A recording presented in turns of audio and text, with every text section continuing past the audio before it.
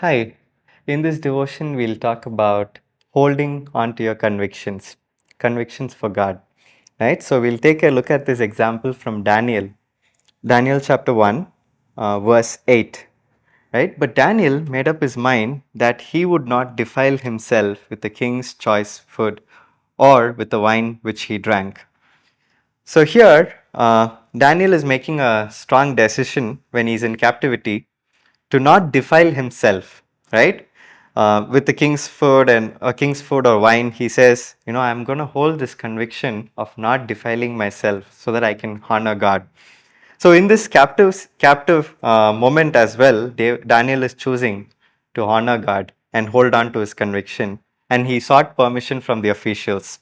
So God gave him the favor, and the officials signed it off, and we can see what happened in a few verses later.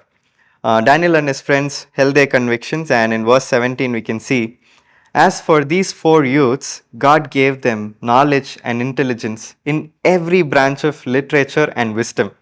Daniel even understood all kinds of visions and dreams, right? So God blessed them for holding on to their convictions, and their intelligence was out there to see, and everybody was in awe, right? How well they came through after this whole test, right? And if we look at verse 20, it even affirms their blessing by saying, as for every matter of wisdom and understanding about which the king consulted them, he found them 10 times better than all the magicians and conjurers who were all in Israel.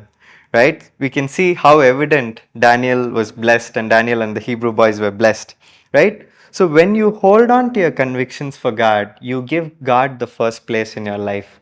You might look like you're losing out on a few pleasures of the world and stuff, but when you hold on, you never really lose anything. You got nothing to worry about when you make decisions for God. Sometimes, yes, life gets in the way, and we might go into a confused state, questioning your decision that you made for God, saying, I made this decision for God. I let go of this situation for God. And right now, my situations and my circumstances seems to be at question mark.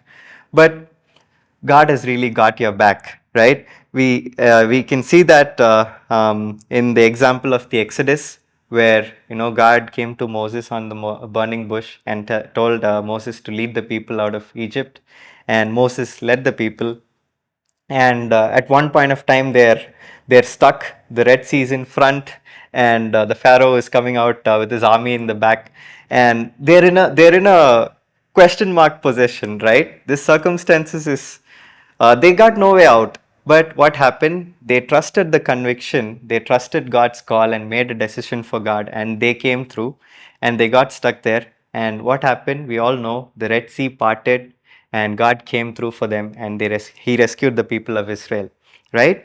Whenever you make a decision for God, Christ has got your back, right? And you got to hold on to your convictions and trust the decisions you make for God. As Matthew 6 33 says, seek ye first the kingdom of God, and all these things shall be added unto you.